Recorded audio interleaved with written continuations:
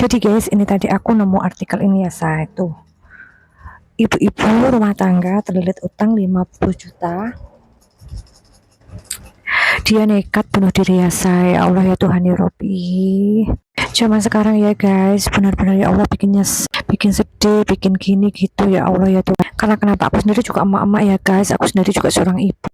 Dan aku sendiri pun juga pernah ngalami ya guys. Gimana maksudnya itu kita itu ekonomi kan nggak selalu stabil, kadang ada di atas, kadang juga ada di bawah, sedangkan kebutuhan itu nggak mungkin akan berkurang, dia itu juga akan bertambah ya guys. Tapi ini benar-benar miris banget ya Allah, apalagi di depan suaminya ya say. Jangan sampai ya say, jangan sampai naudzubillah ya say. Apapun masalahnya, semoga kita semua bisa saling kompromi ya dengan pasangan kita. Karena kenapa? Karena ada anak ya guys, masih ada anak yang butuh sama kita.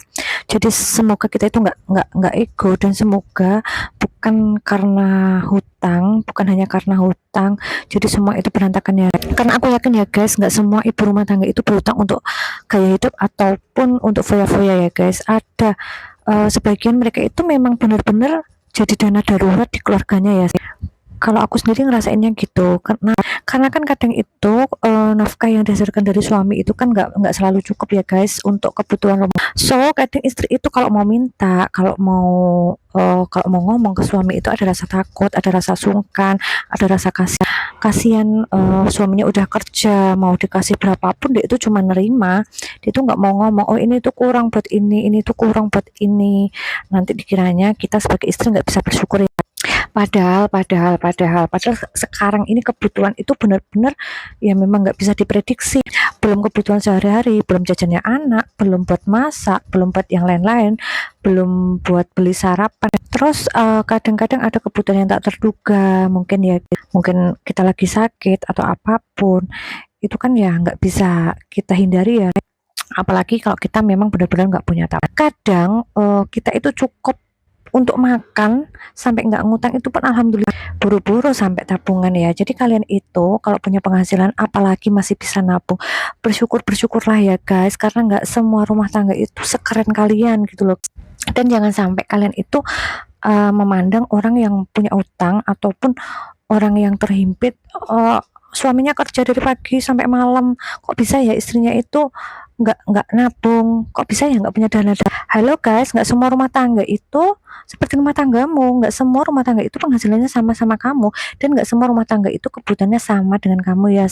Kamu itu paling nonton cuman luarnya aja, tapi nggak tahu kamu itu dalamnya kayak apa, mereka itu sebenarnya kebutuhannya kayak apa. Kebutuhan rumah tangga semua orang itu kan nggak selalu sama ya. Ada yang memang memang benar-benar buat keluarganya, mungkin anaknya, mungkin untuk sekolah anaknya ataupun untuk apa gitu ya saya. Jadi nggak bisa kita samain ataupun nggak bisa kita bandingin ya. Mungkin ada juga yang ngomong, wah ini gini-gini, salah sendiri nyekolahin anaknya gini-gini, salah sendiri milih sekolah anak itu yang mahal, atau jangan gitu ya saya, jangan sampai ngomong kayak.